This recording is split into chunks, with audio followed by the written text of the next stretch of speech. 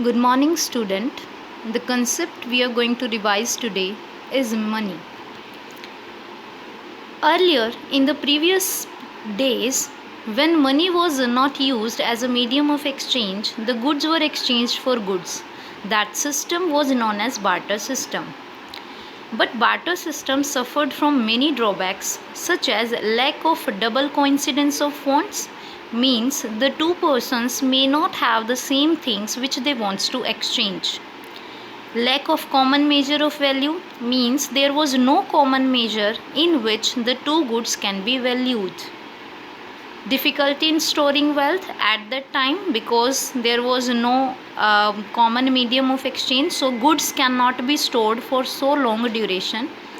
And last, difficulty in borrowing and lending means due to lack of money or a common medium of exchange, the systems of contractual payment cannot take place at that time in the barter system.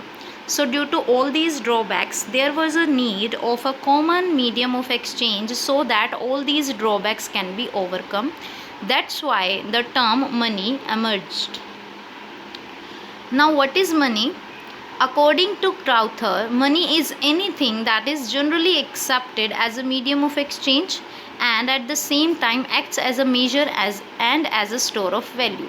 Means anything which is generally accepted by the people to be used as a medium of exchange, means for the purpose of sale and purchase, and it also acts as the measure of value, means in which the other commodities can be measured, and the store of value means which can be stored in the form of value. Kinds of money used are paper money like the currency notes we are using, or bank drafts or checks, metallic money like the coins money we are using, or private bank money means the money in the form of demand deposits we are having in the banks. The primary functions of money are medium of exchange and measurement of value. Medium of exchange means due to money, the act of sale and purchase become much easier. We are in no need to exchange goods for the goods. If we need to purchase something, we have to just pay money and purchase it, and if we have to sell something, then we have to sell the goods in return of money. Second primary function is measurement of value. Money can now be used as a measurement of value, means each and every other commodity can be measured in terms of money. Secondary functions of money are store of value, transfer of value, and standard of deferred payments. Earlier days in the barter system, value could not be stored because goods are not easy to be stored. They want space and place to be stored, but here the money can be stored easily, so we can store the value in form of money. Transfer of value means the money can be easily transferable while goods are not easily transferable in the barter system.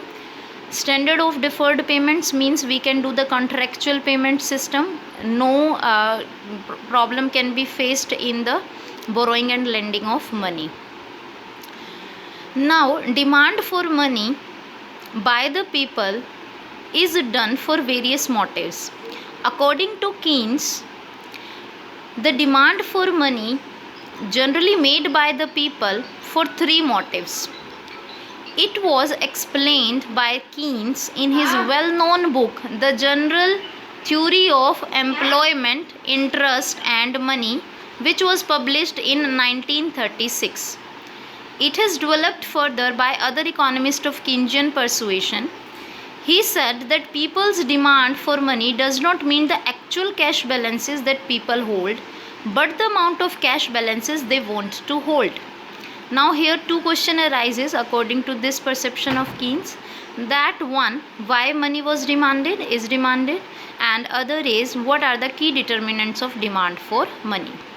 So basically demand for money arises for three purposes according to Keynes: transaction motive, precautionary motive and speculative motive. Money is the most liquid form of asset.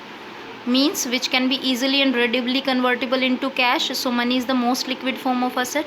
The demand for money refers to the total money demanded by the people in the form of cash for various purposes. According to Keynes, this theory is also known as liquidity preference theory, means the people give preference to the liquid assets in the form of money. So generally people demand for three motives: transaction motive, precautionary motive and speculative motive. The first among these is transaction motive. Holding cash to meet daily needs is called transaction motive, means when we need to complete our day-to-day requirements, so for that purpose we are demanding money, so that is the transaction motive. Transaction motive, the need for holding cash arises because there exists a time gap between receipt of income and consumption expenditure, and usually people receive income at certain intervals of time such as a week, a month, etc. Like we get monthly income, so which is to be consumed throughout the period till the next receipt. This demand for money is a positive function of money. Motive for holding cash, as far as transaction motive is concerned, needs cash for making transaction in day-to-day operations, make purchases, paying expenses, taxes, dividends, etc. Both cash payment and receipts can be estimated. If cash payment is greater than cash receipts, it may raised through bank drafts, means if your expenses are more than your income, then you can raise the loan by taking bank overdrafts. Cash receipts is more than cash payment, then it may be spent on marketable securities, means if your income is more than your expenditure, then you can invest them on the marketable securities. The next is precautionary motive. The demand for money to meet this unforeseen and unexpected expense is known as precautionary demand for money, means when we kept money for the purpose of meeting any unforeseen or unexpected event, then that is the precautionary motive of money. Like the transaction demand for money, precautionary demand for money is also a positive function of money. Talking about the precautionary motive, the motive for holding cash are the cash balances held in the reserves, means we have to put some reserve of our cash balances so that we can meet the contingency, the unexpected events. Example, like at the time of floods and strike, we can use that money. Unexpected slowdown in collection of accounts receivable, sharp increase in the cost of raw material, or cancellation of some order of goods. So for all these purposes we need to store some cash so that in these unexpected events we can use that money. Last is speculative motive. The speculative demand for money refers to the demand for money that people hold as ideal cash balance to speculate with the aim of earning capital gains and profit, means when we are using the money for the purpose of investment so that we can earn some income from that particular investment. Keynes demonstrated that there is an inverse relation between the rate of interest and speculative demand for money, means if the rate of interest there is inverse relation between the rate of interest and speculative demand for money. For the speculative motive, the motives for holding cash for the people, it's a positive and aggressive approach, holding of cash for investing in profitable opportunities as and when they arise, like an opportunity to purchase raw material at reduced price, delay purchase on anticipation of decline in the prices, buying securities when interest rate is expected to be declined. So generally these events do not comes in the regular manner, so the money which we held for the purpose of such type of investment is known as speculative motive. Through these purposes or through these investment we can earn profit. Next topic is forms of money. Forms of money generally happens to be of two types, fiat and fiduciary money. Fiat money is the money issued by the order or authority of the government, such as currency, notes and coins. And the next topic is forms of money. The first form of money is fiat money. Fiat money is the money issued by the order or authority of the government to be used as money, such as the currency notes and the coins. Next is fiduciary money. Fiduciary money is the money which is accepted between payer and payee as a medium of exchange because of trust, such as checks and bank drafts. Next is full-bodied money. Full-bodied money is the money whose value as a commodity for non-monetary purposes, that is value of metal coined in it, is equal to its value as money. Means the commodity value is equal to the money value. The main full-bodied monies in modern economies have been the coins of standard metals like gold and silver. Credit money is that money whose value of money means face value is greater than the commodity value means intrinsic value of money. Means the value which is written on the commodity is more than the value of that particular commodity out of which that money is prepared. Token coins and promissory notes are the part of credit money. Examples are the currency notes of rupees 100, 500 or checks. Next topic is supply of money. Supply of money refers to the aggregate stock of money, that is currency notes and coins held by the people in the country at a particular point of time. The monetary authority of an economy undertakes the task of issuing currency notes and coins. In India, the monetary authority and RBI together forms the monetary authority. Currency notes are issued by RBI and coins are issued by the monetary authority, that is Ministry of Finance. They together known as high power money. The stock of money has the following two major components: currency components and deposit components. Importance of money supply is money supply plays a crucial role in determination of price level and interest rate. Growth of money supply helps in acceleration of economic development and price stability. There must be a controlled expansion of money supply, that is no inflation or deflation in the economy means the money supply should be controlled. The supply of money depends on monetary base and the reserve ratio but not on the interest rate, so the supply of money is vertical. Means the money supply depends upon the monetary base and the reserve ratio, it does not depends upon the interest rate. Clear? The interest rate affects only the availability of loan. Measures of money. Since April 1977, RBI has adopted four concepts of money supply, that is M1, M2, M3, M4. In our syllabus, we are prescribed for M1 measurement only. M1 measurement includes money with the public, demand deposits and other deposits with the RBI.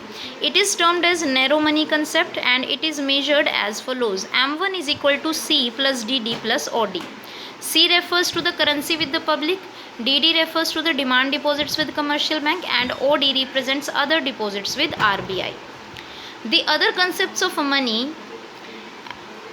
they are not in our syllabus but still we have to look at this. First is M2. It includes all the components of M1 and the saving deposits with the post office. So M2 is equal to M1 plus post office saving bank deposits. M3 includes all the components of M1 along with the time deposits of all the banks, means the fixed deposits we are talking about here.